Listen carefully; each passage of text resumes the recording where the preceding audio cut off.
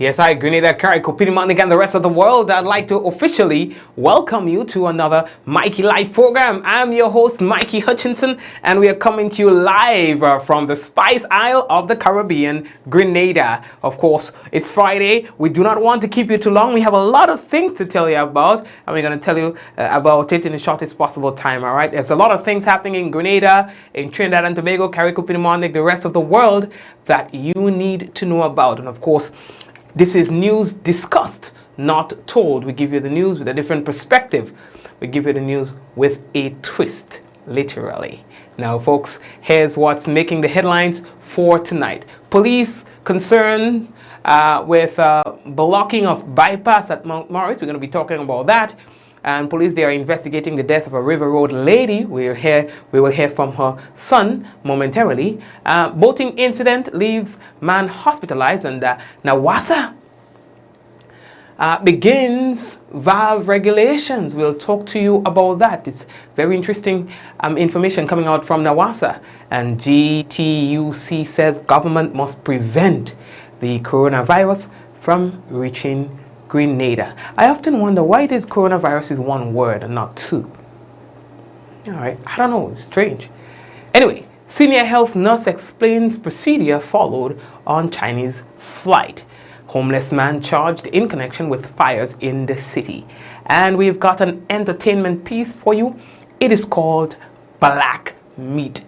I'll leave you to think about that for a while, reminding you that the headlines was brought to you through the kind compliments of WPG10, that is channels 10 and 11 on cable TV. Folks, when we come back from our short break, is real news in Ole Lili Lolo. So tell people that the program is live. In fact, some of you who have not yet done so, we encourage you to share the program so that other people would know that we are live. Of course, once they see your notification, then they come onto the program and they're able to view like you. Of course, not everyone gets a notification, and sometimes they are there wondering whether or not we are live. Once you share the program, then they see that notification from you. You become a hero for the night, and of course, the world is a better place for everyone. We're taking our first break and return shortly.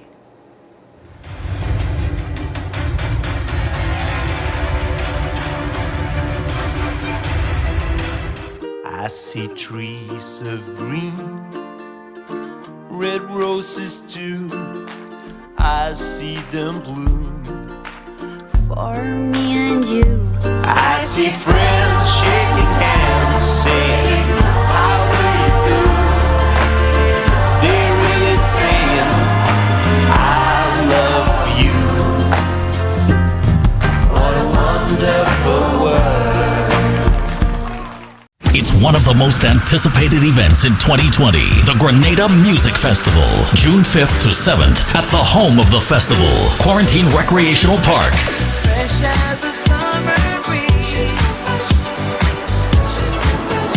12 live bands, more than 16 dynamic performers, great food and local culture. The Grenada Music Festival, June 5th to 7th, bigger and better in 2020. Get ready.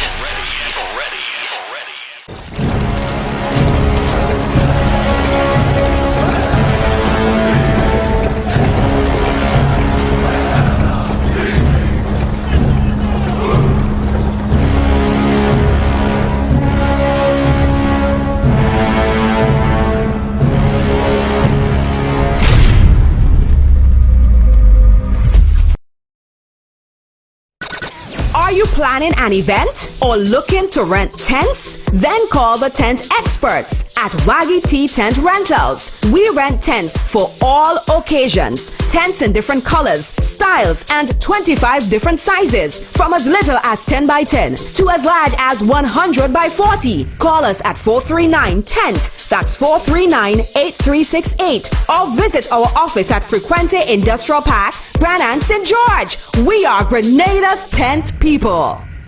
Big Parish, it's your turn on Saturday, February 1st to showcase your true patriotism as the St. Andrew Development Organization, in collaboration with the National Celebrations Committee, presents the 46th Independence Anniversary Cultural Extravaganza 2020. The action begins at 6 p.m. with the Flambeau March from the Old Church through the streets of Grenville.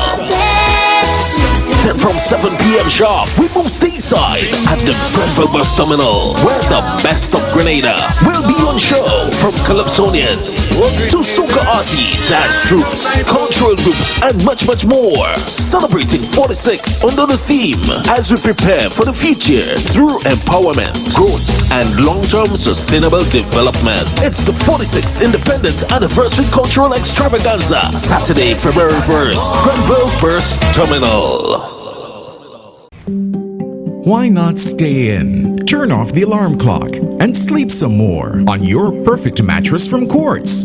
For the widest range of mattresses from the world's best brands, the best value guaranteed. Shop today and let our sleep experts help you to decide on the best option to suit your needs. At Quartz, we don't just sell mattresses, we're offering you the best night's sleep. So, sleep in a little on your new mattress from Quartz. Quartz, bringing value home. St. Paul's Sports, Cultural and Development Organization presents St. Paul's Independence Extravaganza on Sunday, 9th February 2020 at the St. Paul's Community Center. Get breakfast from 6 a.m. and lunch from 12 noon. Enjoy performances by Dash, Mystic Band, Oasis Band, Laura Lisa, Conception Dance Theatre, Comanchero Steel Orchestra, Lisa McDonald, SPGS, PBC Choir, Touch of Grace, Vinue Dances, and much more. It's a day of food, craft exhibitions, robotics displays, fashion show, and so much more. It's the St. Paul's Independence Extravaganza. All right, Grenadians and people around the world, welcome back to Mikey Live. Now, the first thing that we have to tell you about, boy, is that the whole coronavirus continues to be a talk in Grenada here. Now, we are hearing from the Grenada Trades Union Council, the GTUC. Now, they are making an appeal to the government of Grenada, the Ministry of Health, other relevant authorities, and the general public to be vigilant in avoiding our citizens from contracting and spreading the coronavirus. Now, they say that any outbreak would pose serious challenges to the workers of this country. It would negatively impact their ability to report to work and produce. It will seriously impact the workers' income. There will be a high demand on the resources of the National Insurance Scheme, as was the case during the chikungunya outbreak. Now, they say that we recall how our already scarce resources was stretched during the period of the said chikungunya virus. It says that we are very concerned about the status of our students studying in China, and hereby calls upon the government to do all that is necessary to ensure their safekeeping and well-being. We fully understand the fears and concerns of the students, their families, friends, and loved ones. The GTUC calls upon the officials to address the matters in a non-partisan manner. We advise the government to be truthful and open with our people. It is disturbing, to say the least, that there are concerns about returning our students from China for fears of the possibility of spreading the virus, while at the same time allowing into our country non-nationals from the said China. These contradictions would only further serve to heighten the level of mistrust that may already be existing.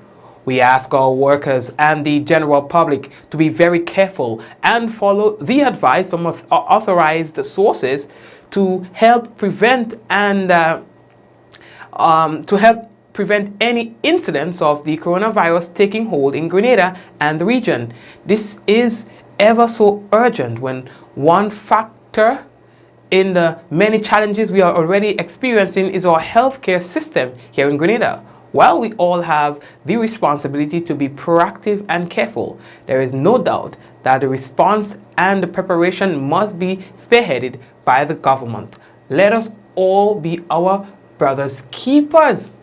All right, and that came from the Grenada Trade Union Council. And of course, there's been a lot of talk about a flight that came into Grenada that the government allowed to come into Grenada, putting Grenadians at risk.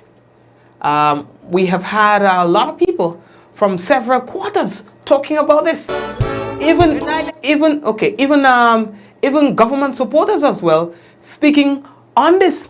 Now the Ministry of Health attempted to clear the air in terms of what protocols were followed by the said ministry when they allowed these Chinese to come in Grenada. We had one of the health officials, one of the senior health officials making an appearance on the GIS to explain exactly what protocols were followed when the plane arrived in Grenada. Ministry of Health, it is our responsibility for the nation's health, right? And it wouldn't be or benefit us at the Ministry of Health or our citizen to speak what is not true, right? So when we give information to the public, we are speaking from facts. We are trying every day to tell you what is happening as truthfully as we can. And as a Ministry of Health, it is our responsibility whenever there is some sort of communicable disease out there to prevent or minimize the risk as much as possible for this condition entering our nation, right? In relation to the flight that entered Grenada, right, and everyone, we are a little bit concerned about it, and it's justifiably so. We would have, as a Ministry of Health, activate our pandemic surveillance protocol. And that is there, as I say, for any communicable disease that is out there. We have to protect our shores. And on that morning or that night in question, I want to say to you that at the airport, we have a health team there. We have nurses working. On that day, we didn't have any nurse at the airport, on the airport roster, to cover that flight. Therefore, we had to make a decision from the ministry to send one of our senior public health nurses to the airport to conduct our normal screening assessment that we do when we have situations like that. So a nurse did board the flight. The nurse was geared in her protective gear and she entered the flight, right? She did a screening of all persons that was on the flight. She took their temperatures, she took a history, she assessed them to ensure that they didn't have any symptom relating to corona, like cough, sore throat, complaints of feeling unwell, and that was done. We didn't just leave it at that. Another public health nurse was assigned to these persons. Fortunately for us, all of these persons were living in the same environment or the same place. Thank you very much. And of course, folks, we will have more on this interview in tonight's national report. We are moving on. The next thing that we need to tell all about by police, they say that they are concerned with the continued practice of blocking of the bypass Jones Road at Mount Morris, thereby hindering the smooth flow of traffic in the area. It's just not hindering the smooth flow of traffic, dog. Talk the truth, no man. It is creating a risk for drivers. A serious concern. Because I've had people who call and say, Mikey boy, we went to so, and man afraid to pass there, and blah, blah, blah, blah, blah. I'm telling you. Big drums, blocks, all kind of things blocking the road, all kind of funny hours in the night, dog. I'm not making it up. Mount Morris. And nice people are living up there, you know. Nice people. But there's a few elements that is involved in this kind of deviant behavior. Well, that's very close to the commissioner of police. So, yeah. You have to do like we just, commissioner, because, you know what I mean? We don't, like, when we're going to hunt and things, we just have to hunt. We just go out early, and come back all kind of 4 in the morning, commissioner of police. So, here what? Since you're that close by you there, you know what I mean? What I'm saying is good, you know what I mean? Yeah. Lose a couple hours sleep now. And handle them the business, you know what I mean? Jano! So the police say they are very concerned and they are appealing to the persons to cease and desist from doing so. You understand? Alright. I tell all the big drummer there, I don't know where them drummer then come out there. When man want drum, man can get drum, you know. You know what I mean? Anyway, lately that talk. Oh yeah. Would you believe that we have already started feeling the impacts of the dry season? So much so that it has forced NAWASA to start its valve regulations. And so the National Water and Sewage Authority wishes to advise consumers served by the less overcast water system that due to the effects of the dry season, it has become necessary to implement a valve regulation schedule effective today, January 31st, 2020, until further notice.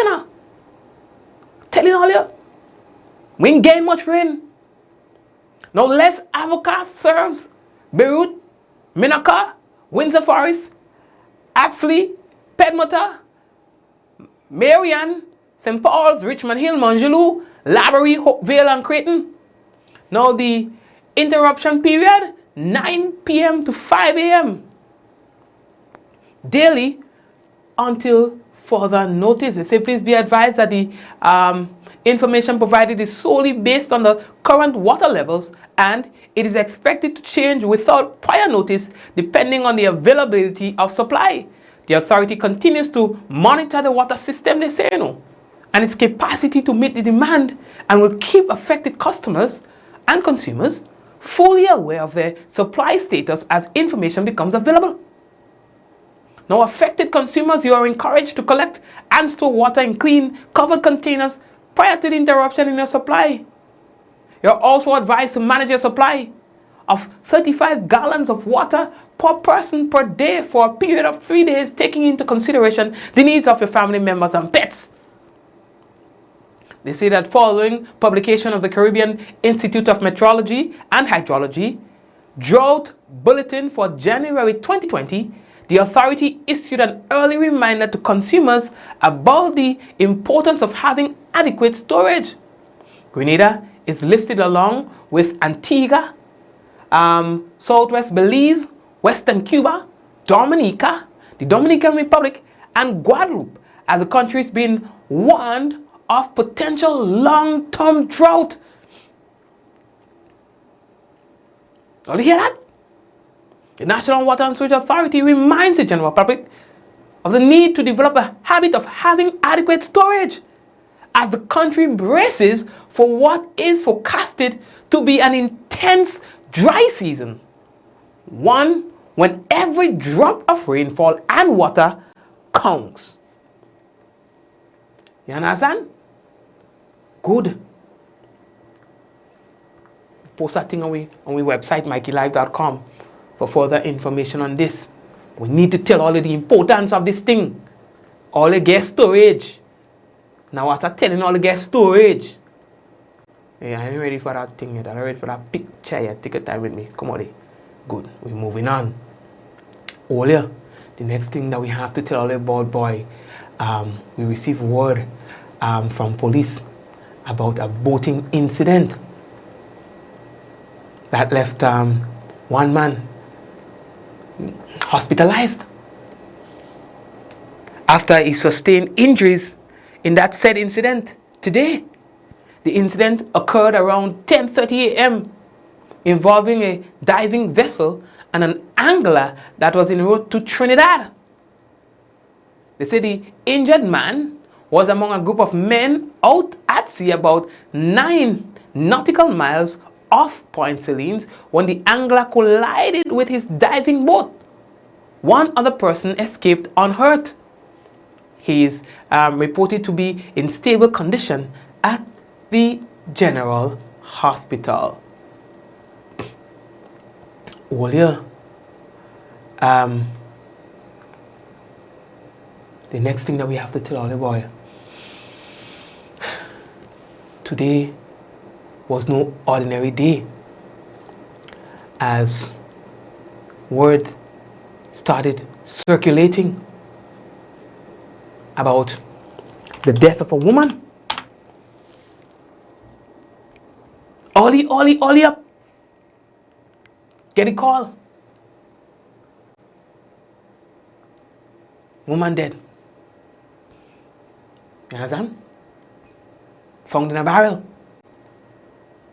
And police say that they are investigating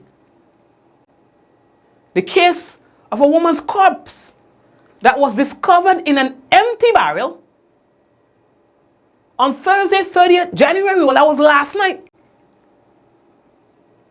Now, the body, which was identified as Patsy Honoré, 68 years, she's a resident of River Road, St. George, was discovered by a family member sometime around 8 p.m. according to the police. But in other reports we hear 11. Police say 8. Inside a family home in River Road, St. George. Now they're saying that they are doing an autopsy to determine the actual cause of her death. But her son told the story of what transpired, how his day went, how he felt, what raised the alarm and so on. In a very, very heartbreaking story. Left me yesterday. She told me she was going to the bank to come back. She left before me, and I left after her to go to work. And then when work finished, actually I was supposed to leave work early and I didn't. I was supposed to go to a funeral and I could not make it to the funeral, so I stayed and do the rest of my work. And work finished, and I just still in my walk home. And when I reach home, and I push the door, the fridge is open.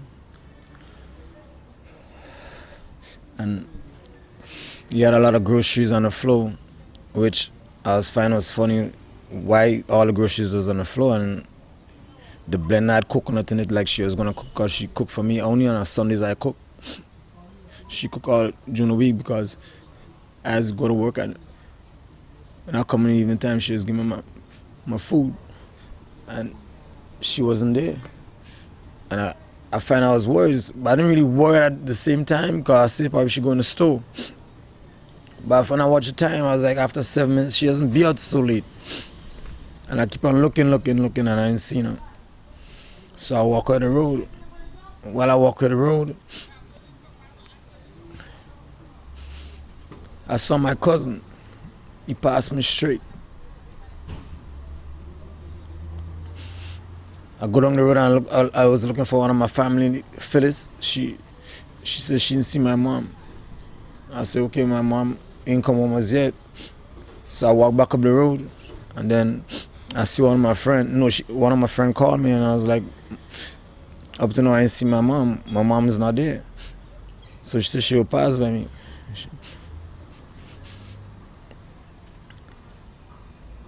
First she told me, let's go in the hospital, something probably happened to her. So we went up there, we gave her name.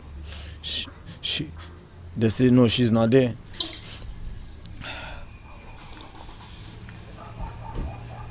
They said she ain't there.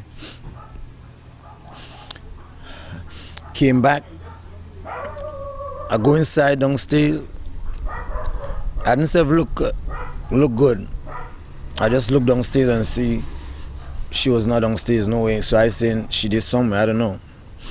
I called all she friends she was go to church with. They said no, then she's not there.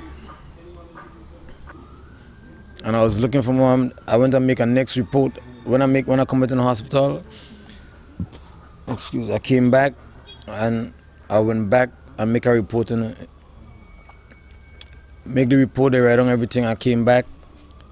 The officer told me I'm gone search right around the house. I searched all. I got there and I come back. And my aunt went downstairs. And when I open the barrel, I see 2 blocks. When I lift up the bag, I see my mother's foot down in the barrel. So I pull the barrel. She already gone.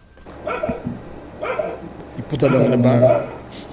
This is really a tough story being told by the son of the deceased in terms of, what So far, we have no word of an arrest, but the family says that he is very sure. He thinks he's very sure in terms of who the culprit may be, who her killer may be. Of course, out of abundance of caution and giving the police the opportunity to do their work, we would withhold that sort of information, all right? But he believes that he knows exactly who did this, all right? I mean, this brings Grenada to its third killing for the year so far. For this week alone, Grenada recorded 2 homicides. For this month alone, Grenada recorded 3 homicides. And tell me, where are we going with that? Where are we going with that? This doesn't define who we are. You know what I mean? We gotta stop. You know what I mean? That's not who we are. No, that's not who we are. So it stops now. We have to speak it into reality. It stops now. We are moving on. Earlier on in the week, we told you of a man who has been charged with arson as it relates to recent fires in the city. Welcome to the In the Paper segment. And as reported by the Grenada Informer, a homeless man who frequently roams the city of St. George's has been slapped with 7 counts of arson, being the sole suspect in a January 9th fire on Grenville Street in the town of St. George that left a number of businesses in ruins. Assisted by defense lawyer Jerry Edwin, the accused man, Andy St. Bernard, aka Baku, appeared before Acting Chief Magistrate Teddy St. Louis at the St. George's Magistrates Court on Tuesday to answer to a total of 7 counts of arson levied against him. Now, according to information reaching the Grenada Informer, the charges laid were not limited to the Grenville Street fire, where some 5 structures went up in flames, among them Marishaw's Medical Center, the Trini Shop, Massage Therapy Lab, among others, but also included a subsequent fire close to the Anglican Church on Church Street. Now, during his brief stint in court on Tuesday, there were concerns from both sides, defense and prosecution, relative to the mental condition of the accused man, whether he will be fit to stand trial, or is the Richmond Hill prison the best option for him at this time. That being the case, added to the fact that St. Bernard was only recently released from the Mungay Hospital where he was housed as a patient, the decision was made to have a proper psychological evaluation done before proceeding with the matter. Now, Bako is expected to make his second court appearance on February 17, 2020. It is the hope that the court would then be in a better position to determine how to proceed with the matter. Meanwhile, although the matter is now before the court, there are concerns from members of the public that the police are yet to disclose the real cause of the blaze that sent millions of dollars in personal worth up in flames. One affected individual told the newspaper that while the police have given the green light to property owners to go ahead and clean their properties, this, he said, was done without presenting to them a proper report showing forensic data relative to the cause of the fire, where and how it started. Informer learned that shortly after the fire started, someone was seen moving away from the scene. Sources said the police were called, however. When they arrived, it was too late to save any of the buildings that were already engulfed. Meanwhile, this newspaper was reliably informed that Bako's arrest and subsequent charge last week came as a result of investigative work on the part of police and information allegedly leaked by the accused man during his stay at a mental patient as a mental patient, at the Mongay Mental Hospital. Arson under the law of Grenada is an indictable offense and carries a maximum of life in prison if one is found guilty. All right. So this is somewhat suggesting that the man spoke on himself, probably. While the institution may have said something to somebody about the place, something to that effect. And so that is how they were able to get a breakthrough in the case. Because I too wanted to know how did they determine that he was responsible for those fires? What evidence is there to support? And even if a mental individual gives a confession, how credible is that confession? You understand? Because mental people are often Batman and Superman, and they have been to Mars. So the police have their hands tied. Their hands filled with this case. Let's see how it will go. Now, folks, before you run off, we have more things to tell you, right? So don't even run off. I have to interject with my entertainment piece right now, because we've had some heavy news tonight and we have to strike a balance with all that weight. And this entertainment piece is called Black Meat. Good night, ladies and gentlemen.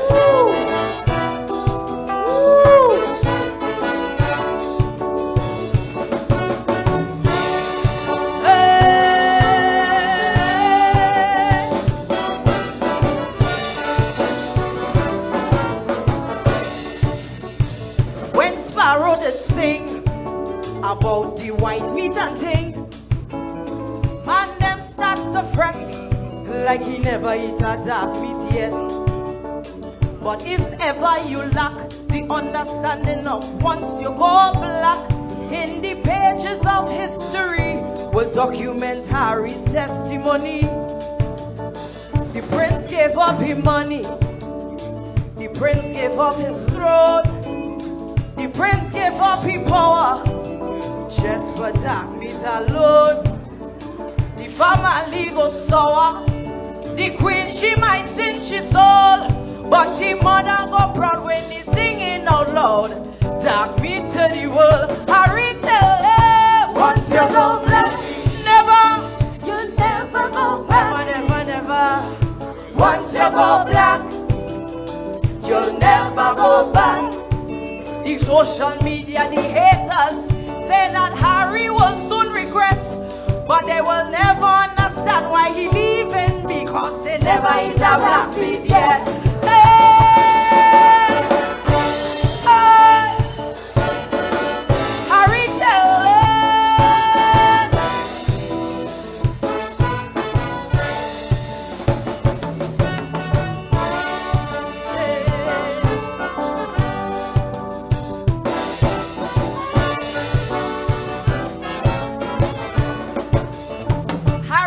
with the bride, when he introduced his bride, the queen, she wasn't happy. She was like, what nonsense is this, Harry? This must be a joke. Harry near make the woman catch a stroke when he proclaimed, yes I do, to a woman of a darker hue. So the prince gave up his money, he threw away his throne, gave back his power for all this dark meat alone. The family done sour. Long time the queen since she sold, but the mother go proud when he singing out loud. Melanin to the world. Harry tell her, hey, you never go back. Never, never sing. Once you go black, what? You never go back. The queen say, Harry, my grandson, you was always happy with the rules we set, but she could never understand what he needed, because she never eat a black meat yet. Hey, hey, Harry tell her,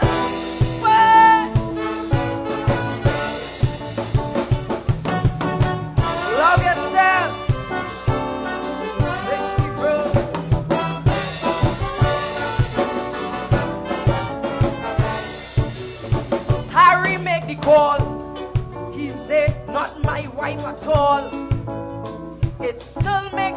shudder the way the people treat his mother. So he decided to live his life colorblind. Well, he raised them eyebrows for sure when they saw his Rasta mother-in-law. Wait, so he gave up his money. The prince gave up his throne. He gave back his power for all his dark meat alone. The family goes sour. The queen, she might sin she soul, but the mother go proud when he singing out loud. What? Dark meat till you are. Once you go black, Why? you'll never Sing go it, back. sing it, sing it, sing it, say. Once you go black, Yes, yo. you'll never go back. The haters on social media say Harry will soon regret, but they could never grasp what Harry feeling because Never eat a black meat yet.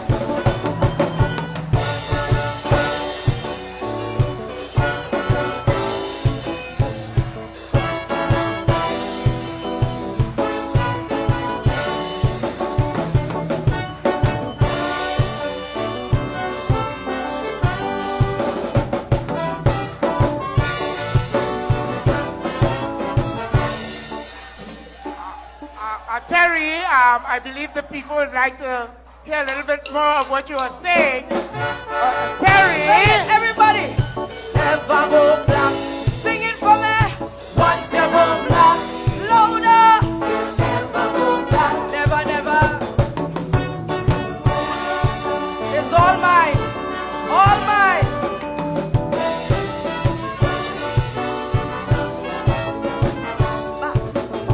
Harry make the call. He said, not my wife at all. It still makes him shudder the way the media they treat his mother. So he decided to live his life colorblind. But he raised them eyebrows for sure when they see he Rastafarian mother-in-law. Hey, you'll never go back. Harry, tell it. Once you go black, Sing it. you'll never go back. The haters on social media say that Harry will soon regret, but they could never grasp what Harry feeling because they Never eat a black meat yet. Harry, Oi, oi, oi! You never eat a black meat yet, I'm telling you. All right, folks, and that's it right there. Black meat, our entertainment piece for tonight. After all that wait for the past 30 minutes, we had to balance that off with something a little light. We take a quick break and come back with a national report. We've got a lot covered in the national report. Stay right there. I see trees of green, red roses too.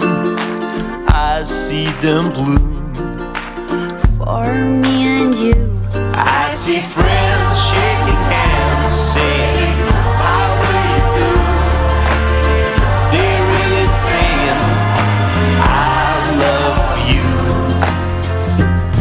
What a wonderful world. It's one of the most anticipated events in 2020, the Grenada Music Festival, June 5th to 7th at the home of the festival, Quarantine Recreational Park. Fresh as the summer breeze.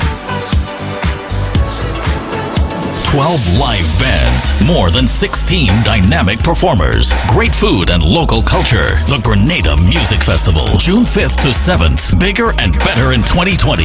Get ready.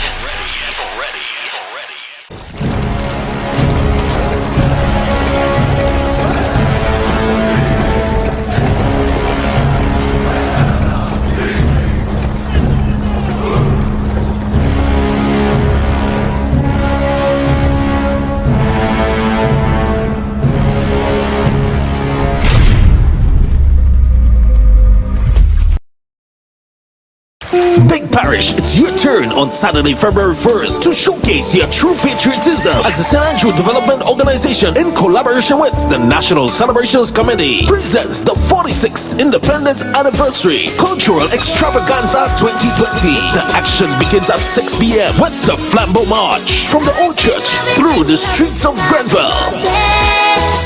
Then from 7 p.m. sharp, we move stateside at the Grenville Bus Terminal, where the best of Grenada will be on show, from Calypsonians to soca artists, dance troops, cultural groups, and much, much more. Celebrating 46 under the theme as we prepare for the future through empowerment, growth, and long-term sustainable development. It's the 46th Independence Anniversary Cultural Extravaganza, Saturday, February 1st, Grenville Bus Terminal.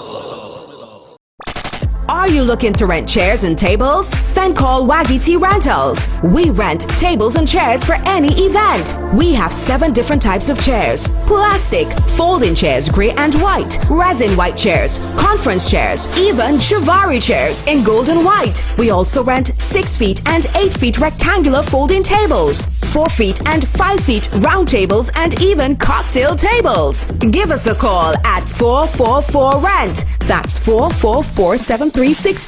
Or visit our office at Frequente Industrial Park, Granite, St. George. Why not stay in, turn off the alarm clock, and sleep some more on your perfect mattress from Quartz? For the widest range of mattresses from the world's best brands, the best value guaranteed. Shop today and let our sleep experts help you to decide on the best option to suit your needs. At Quartz, we don't just sell mattresses, we're offering you the best night's sleep. So, sleep in a little on your new mattress from Quartz. Quartz, bringing value home. St. Paul's Sports, Cultural and Development Organization presents St. Paul's Independence Extravaganza on Sunday, 9th February 2020 at the St. Paul's Community Center. Get breakfast from 6 a.m. and lunch from 12 noon. Enjoy performances by Dash, Mystic Band, Oasis Band, Laura Lisa, Conception Dance Theatre, Comanchero Steel Orchestra, Lisa McDonald, SPGS, PBC Choir, Touch of Grace, Vinue dances, and much more. It's a day of food, craft exhibitions, robotics displays, fashion show, and so much more. It's the St. Paul's Independence Extravaganza. Yeah, that's right. It's the big extravaganza coming up. And speaking of coming up, there's a big event coming up in Carriacou that we need to let you guys know about. It's the first ever silent event, all right? And it's going down on February 8th, 2020. Admission $35 and time 10 p.m. is happening at the CHS Center that's in Hillsborough. All right, DJ Kareem from Grenada and DJ Kenny and the specialists from Carriacou. So they're saying that this one is going to be off the shizzle, my nizzle, my hazel, my dizzle, my weasel. All right, and folks, what we have for you now is the National Report.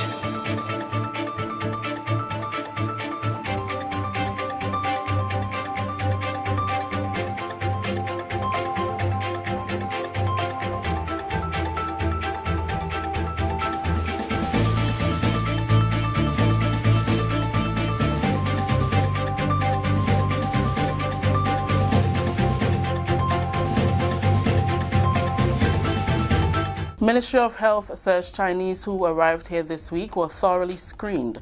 We'll have details to this story and more in the National Report.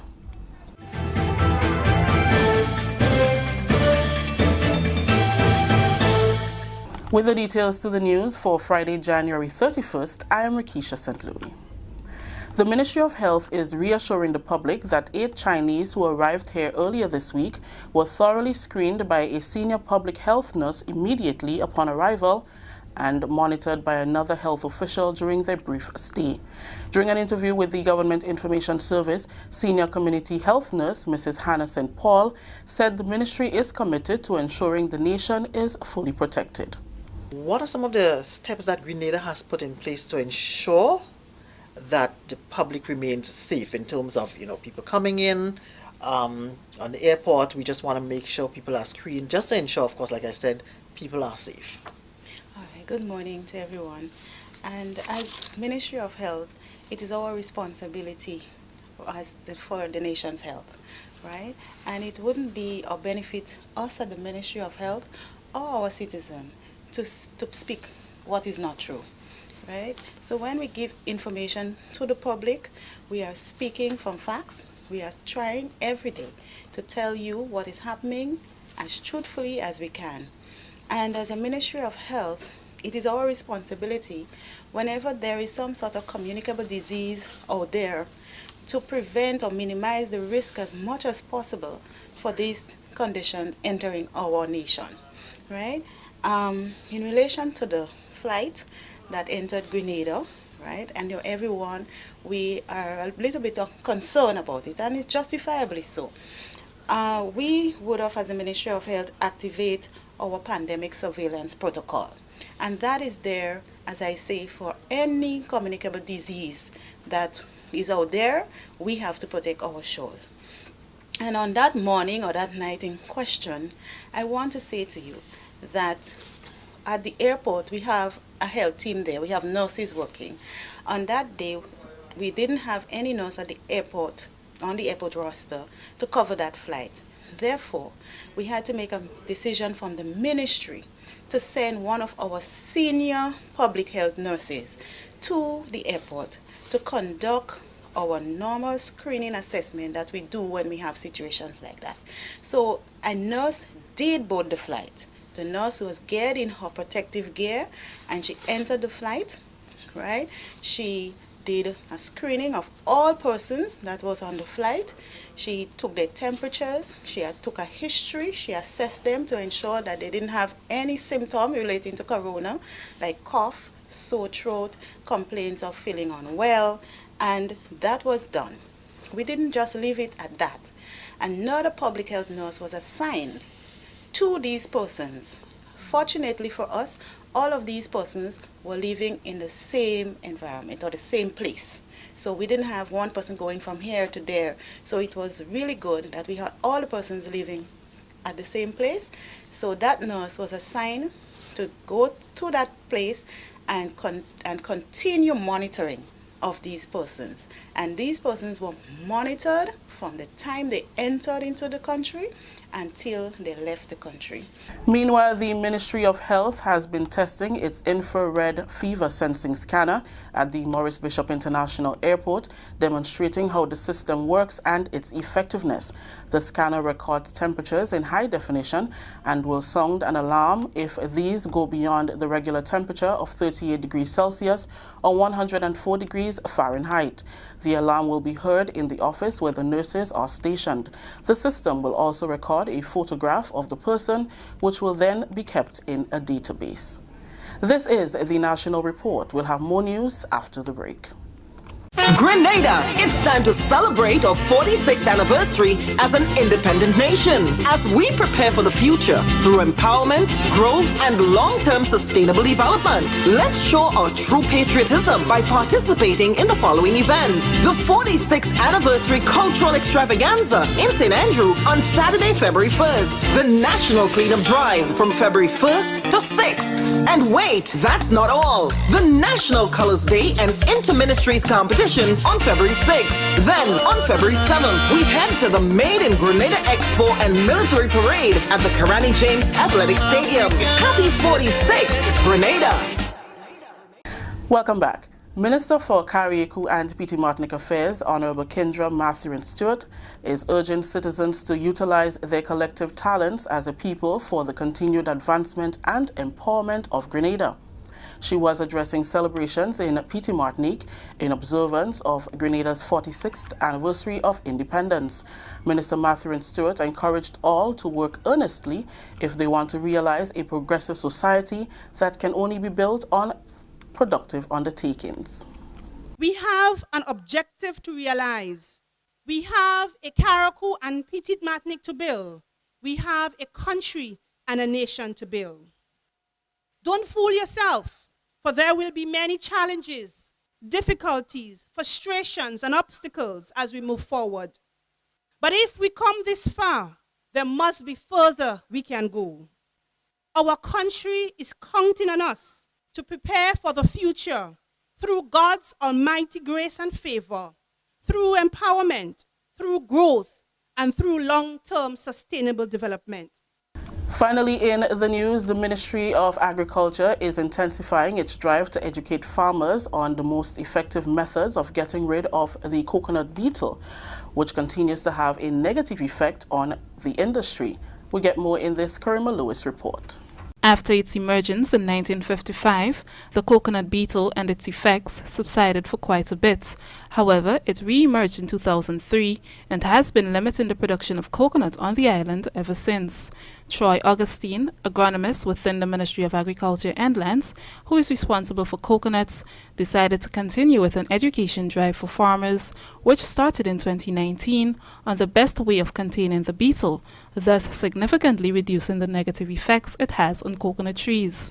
On Thursday, at a farm located at Belvedere, St. Andrew, Augustine coordinated a field training with farmers in that area, highlighting controlled measures for the pest, something he said he learned during a training in Brazil. You would see it flying around a lot during the dry season, and early in the morning or very late in the afternoon.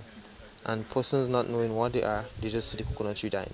The action of this beetle is to lay eggs at the top of the coconut. The larvae would tunnel inside of the tree and you would eat the whole inside of the tree. It's very soft inside.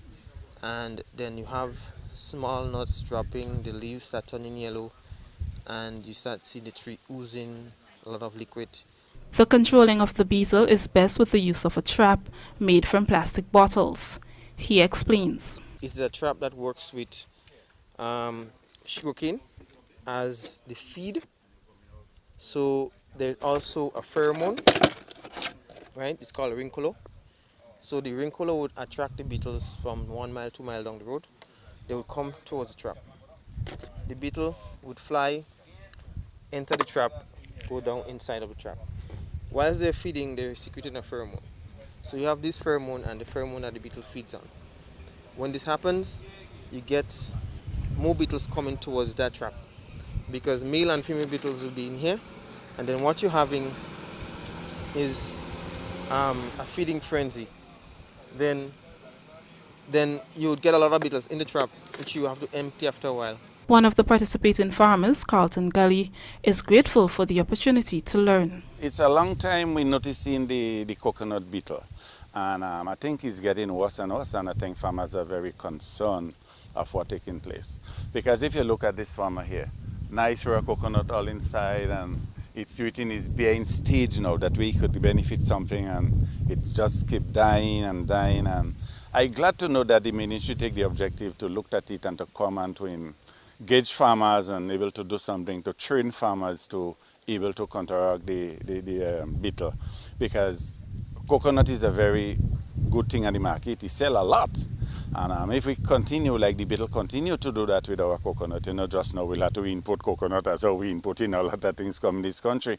So I hope that today's session will be a good session. With the aim of having farmers completely educated on the coconut beetle, more sessions will be held periodically throughout the island. For the Ministry of Agriculture, I am Karima Lewis. Thank you, Karima. That story just ended the national report for today, Friday, January 31st. Let's recap the top story. Ministry of Health says Chinese who arrived here this week were thoroughly screened.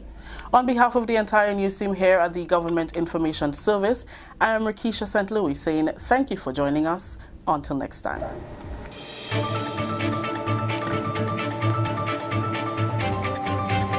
All right, and thank you very much, Rikisha, and the rest of the news team. And it is now time for the weather. All right, so generally fair and hazy with the occasional partly cloudy spells with light to moderate early morning showers. Winds are east-northeasterly to east-southeasterly at 8 to 18 miles per hour. Seas slight to moderate, waves 4 to 6 feet in open waters. And that's your weather report for tonight. Now, if we get a little rain again, we go like that, Already I find things started a bit dry for the year. So if we get a little rain, Yeah, we will thank God for that, okay? All right, so folks, that's it right there. I did say that we were going to leave early. We're leaving at 2 minutes early. Oh, God. Every Friday night is the same thing. We plan to leave early, and we can't. But that's small thing. So, folks, take care of yourselves, and let me see who's there quickly. We have Sheba with us, and Shireen and Bernadette, Monica, Peter, Sean, and Charlene. We have Ann Licorice. We have Hazel with us as well, and Della is with us, and Kireen, Shireen, Mom, Lintona, Mike, Cynthia is with us as well, Charmaine, Zaka, Meryl is with us, Eugenia is with us as well, and Ventress, I see that you're there. Veron is with us as well, and Antoinette is with us, and all the other persons, even Grenada Sunshine is with us, and Rayburn, and did I say Suzette? Suzette, where are you there? Rachel, thank you for joining us, and Louisa.